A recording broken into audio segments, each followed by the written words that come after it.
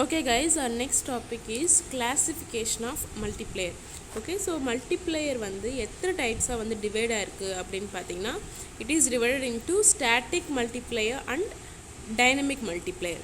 Okay, so static and dynamic ஓட main difference என்ன அப்படின்னு பார்த்தீங்கன்னா, ஸ்டாட்டிக்னா வந்து சேஞ்ச் ஆகாது, it will be same, it remains same, whereas dynamic is it will be changing. Okay, so starting with static multiplier.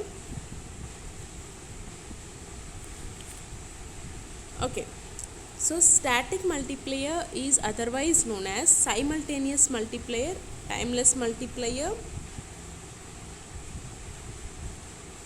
and logical multiplier. So static multiplier ke other names alla enna sollirukanga, simultaneous. So simultaneous na enna appdin pathina, at the same time ஒரே டைம்ல நடக்கிற விஷயத்தை தான் ஒரே டைம்ல ரெண்டு விஷயம் நடக்கும், அதுதான் வந்து சைமல்டேனியஸ் அப்படின்னு சொல்லுவோம். So simultaneous multiplier and timeless multiplier. So டைம்லெஸ்னால் தெரியும் உங்களுக்கு. அண்ட் லாஜிக்கல் மல்டிப்ளேயர் அப்படிங்கிற 3 நேம்ஸ் வந்து ஸ்டாட்டிக் மல்டிப்ளேயருக்கு இருக்குது. So why it is called as static multiplier அப்படின்னு பார்த்தீங்கன்னா, எதுக்கு நம்ம ஸ்டாட்டிக் மல்டிப்ளேயர் அப்படின்னு சொல்கிறோம் அப்படின்னு பார்த்தீங்கன்னா, so the change in investment and resulting change in income R simultaneous அப்படின்னு சொல்கிறாங்க. ஸோ இன்வெஸ்ட்மெண்ட் சேஞ்ச் ஆகிறதும் அண்ட் அதிலிருந்து வர இன்கம் சேஞ்ச் ஆகிறது வந்து எப்படி நடக்குமா, ஒரே அட் எ டைமில் நடக்குமா. ஸோ இன்வெஸ்ட்மெண்ட் வந்து எக்ஸ்ட்ரா இன்வெஸ்ட்மெண்ட் போட்டோன்னே நமக்கு என்ன ஆகுமாமா, எக்ஸ்ட்ரா இன்கம் வந்துருமா. So at the same time வந்து என்ன நடக்குது, இன்வெஸ்ட்மெண்ட்டும் இன்க்ரீஸ் ஆகுது அண்ட் இன்கமும் இன்க்ரீஸ் ஆகுது. ஓகே, சைமல்டேனியஸ்னால் என்ன, at the same time. Okay, so there is no time lag, எந்த ஒரு டைம் கேப்பும் இருக்காது. எதுக்கு, இன்வெஸ்ட்மெண்ட்டுக்கும் இன்க்ரீஸ் இன் இன்வெஸ்ட்மெண்ட்டுக்கும் அண்ட் இன்க்ரீஸ் இன் இன்கம்க்கும். ஓகே, ஸோ எந்த ஒரு டைம் லேக் இருக்காது. And there is also no change in MPC as the economy moves from one equilibrium position to another. Okay, ரெண்டும் ஒரே டைமில் நடக்கிறதுனால நம்மளோட மார்ஜினல் ப்ராஃபிட்ஸ் டு கன்சியூமோட வேல்யூ வந்து எப்படி இருக்குமாமா, எந்த ஒரு சேஞ்சும் இருக்காது, it remains same. So that is called as static multiplier. So static மல்டிப்ளையருக்கு வந்து we have 3 names. So simultaneous multiplier, timeless multiplier or logical multiplier. Okay, so static அப்படின்னு எதுக்கு சொல்கிறோம் அப்படின்னு பார்த்தீங்கன்னா, இந்த change in investment and change in income வந்து at a டைமில் வந்து சேஞ்ச் ஆகும். Okay, so that is static multiplier. And coming to dynamic multiplier. So dynamic multiplier is also known as sequence multiplier. So சீக்வன்ஸ்னால் ஒரு விஷயத்துக்கு அடுத்து இன்னொரு விஷயம் நடக்கும். Okay, so that is called as sequence multiplier. In real life, income level does not increase instantly with investment அப்படின்னு சொல்கிறாங்க. நம்ம ரியாலிட்டி நம்ம வந்து ரியல் லைஃப்பில் பார்த்தோம்னா, நம்ம ஒரு பிஸ்னஸில் ஒரு முதலீடு போட்டோன்னே நம்ம இன்கம் எதிர்பார்க்க முடியாது இல்லையா. ஸோ அதுக்கு வந்து கொஞ்சம் டைம் எடுக்கும். Okay, so that is called as dynamic multiplier. Okay, so there is a time lag between increase in income and consumption expenditure அப்படின்னு சொல்கிறாங்க. Okay, so these are the 2 types of multiplier. And coming to leakages of multiplier. So இந்த multiplierல இருக்கிற few drawbacks என்ன அப்படின்னு பார்க்கலாம். So multiplier assumes that those who earn income are likely to spend a proportion of their additional income on consumption. Okay, so but in practice people tend to spend their additional income on other items அப்படின்னு சொல்கிறாங்க. So நம்ம மல்டிப்ளையரில் பார்த்த மாதிரி நம்மளோட income investment வந்து increase ஆனப்போ நம்மளோட consumption நம்ம வந்து வெறும் கன்சியூம் பண்ணுறதுக்கு மட்டும்தான் வந்து நம்ம வந்து செலவு பண்ணுவோம் அப்படின்னு பார்க்குறாங்க. நம்மளோட இன்கம் இன்க்ரீஸ் ஆச்சுன்னா நம்மளோட கன்சம்ஷன் இன்க்ரீஸ் ஆகும் அப்படின்னு சொல்கிறாங்க. ஆனால் நம்ம ரியாலிட்டியில் பார்த்தோம்னா நம்ம வெறும் சாப்பிட்றதுக்கு நம்ம வந்து வெறும் அந்த கன்சியூம் பண்ணுறதுக்கு மட்டுமே வந்து நம்ம செலவு பண்ண மாட்டோம். அதர் ஐட்டம்ஸ், ஓகே, அதர் ஐட்டம்ஸ்னால் நம்ம வந்து ஒரு பொருள் வாங்கலாம், இல்லைனா வந்து ஒரு வீடு வாங்கலாம். ஸோ அதர் ஐட்டம்ஸ்க்கும் வந்து நம்ம அதை வந்து செலவு பண்ணுவோம். ஸோ அந்த மாதிரி எக்ஸ்பென்சஸ், அந்த மாதிரி கன்சம்ஷன் தவிர நம்ம பண்ணுற செலவுகள் என்ன அப்படின்னு பார்க்கலாம். So first one is payment towards past debts அப்படின்னு சொல்கிறாங்க. ஸோ பாஸ்ட் டெப்ட்ஸ்னால் என்ன அப்படின்னு பார்த்தீங்கன்னா, ஸோ நம்ம ஆல்ரெடி நமக்கு இருக்கிற பழைய கடன்கள், ஓகே, அதெல்லாம் if a portion of additional income is used for the repayment of old loan, the MPC is reduced and as a result the value of multiplier is cut.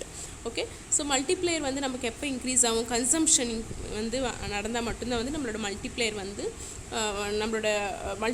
Increase ஆகும். Whereas நம்ம வந்து அது consumption தவிர நம்ம வந்து ஒரு பழைய கடன் வந்து நம்ம தீர்க்கறதுக்காக நம்மளோட இன்கம்மை யூஸ் பண்ணோம்னா அங்கே என்ன ஆகும், நம்மளோட மார்ஜினல் ப்ராஃபிட்ஸ் டு கன்சியூம் வந்து கம்மியாயிரும். எம்பிசி கம்மியாயிடுச்சுனாலே ஆட்டோமேட்டிக்கலி நமக்கு மல்டிப்ளையரும் வந்து கம்மியாயிரும். ஸோ நம்ம என்ன படித்தோம் மல்டிப்ளையர் எஃபெக்டில், multiplier is directly proportional to marginal propensity to consume. So MPC வந்து இன்க்ரீஸ் ஆனால் மல்டிப்ளையர் இன்க்ரீஸ் ஆகும், எம்பிசி டிக்ரீஸ் ஆனால் மல்டிப்ளையர் டிக்ரீஸ் ஆகும் அப்படின்னு படித்தோம் இல்லையா. ஸோ எம்பிசி வந்து ரெடியூஸ் ஆனால் ஆட்டோமேட்டிக்கலி நம்ம multiplier will not be there. Yes, that is what payment towards past debts. Okay, so consumption தவிர நம்ம வந்து வேறு விஷயங்களுக்கு வந்து நம்ம செலவு பண்ணுறப்போ நடக்கிறது தான் இந்த leakages of multiplier. Okay, and next one is purchase of existing wealth. If income is used in purchase of existing wealth such as land, building and shares, money is circulated among people and never enters into consumption.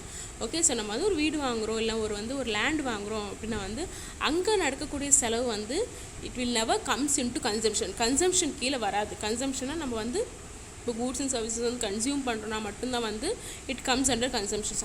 Consumption தவிர நம்ம வந்து வேறு இடத்துல வந்து நம்ம income செலவு பண்ணுறோன்னா so it never centre into consumption. As a result the value of multiplier வந்து எஃபெக்ட் ஆகும். Okay, and import of goods and services. So income spent on imports of goods and services flow out of the country and has a little chance to return to income stream in the country.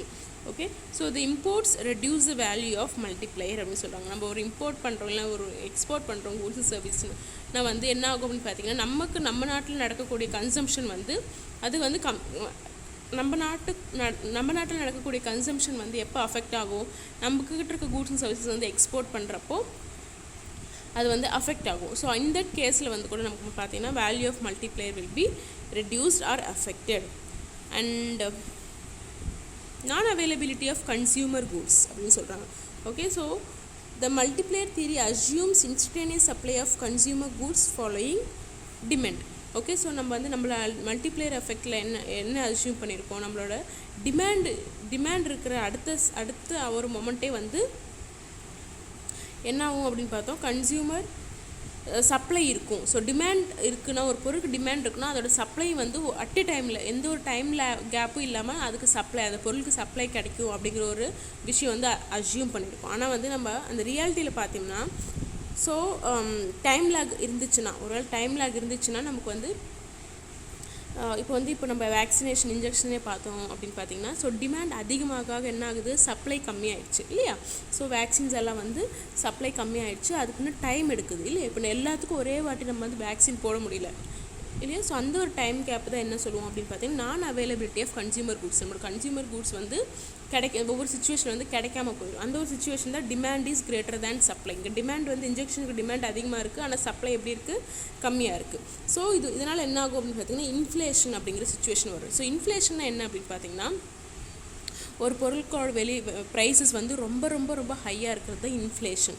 Okay, so demand அதிகமாக இருக்குது, பொருட்கள்லாம் கம்மியாக இருக்குதுன்னா ஆட்டோமேட்டிக்காக அந்த பொருட்களோட prices வந்து ரொம்பவே அதிகமாக இருக்கும். Okay, so this reduces the consumption expenditure and thereby multiplier value.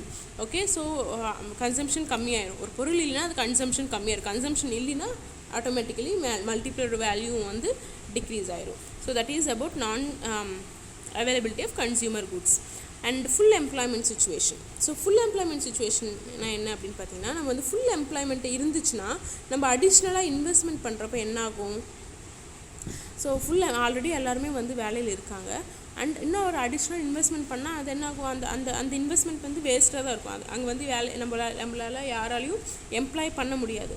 So இந்த மாதிரி சுச்சுவேஷனில் அடிஷ்னல் இன்வெஸ்ட்மெண்ட் பண்ணியும் நம்ம பண்ணினா என்ன ஆகும், நம்ம ப்ரொடியூஸ் பண்ண பொருட்களோட விலைகள் என்ன பண்ணுவோம், அதிகப்படுத்திடுவோம். So prices of the goods will be increase and inflation வந்து அங்கே அக்கர் ஆகும். Okay, so rather than generation of additional real income. ஓகே, ஸோ இதனால் வந்து இது வந்து நம்ம வந்து வேணும்னே நம்ம வந்து இன்க்ரீஸ் பண்ண ஒரு ப்ரைஸ். ஒரு ரியல் இன்கம் வந்து எப்படி இருக்கும், ரீசனபிளாக இருக்கணும். ஓகே, நம்ம வாங்கக்கூடிய அளவுக்கு வந்து நம்மளுக்கு ரீசனபிளாக இருக்கணும். பட் இன்ஃப்ளேஷன் இந்த மாதிரி சுச்சுவேஷனில் என்ன ஆகும்னு பார்த்திங்கன்னா நம்ம இன்வெஸ்ட்மெண்ட் எக்ஸ்ட்ரா போட்டதுனால நம்ம தயாரிக்கிற பொருட்களோட விலையை வந்து அதிகப்படுத்துறதுனால நமக்கு இன்ஃப்ளேஷன் வருது. ஸோ இந்த மாதிரி சுச்சுவேஷன்லேயும் மல்டிப்ளையர் வந்து அஃபெக்ட் ஆகும் அப்படின்னு சொல்கிறாங்க. அண்ட் ஸோ இது யூசஸ் ஸோ மல்டிப்ளேயரோட யூசஸ் என்ன அப்படின்னு பார்த்தீங்கன்னா, multiplier highlights importance of investment in income and employment theory.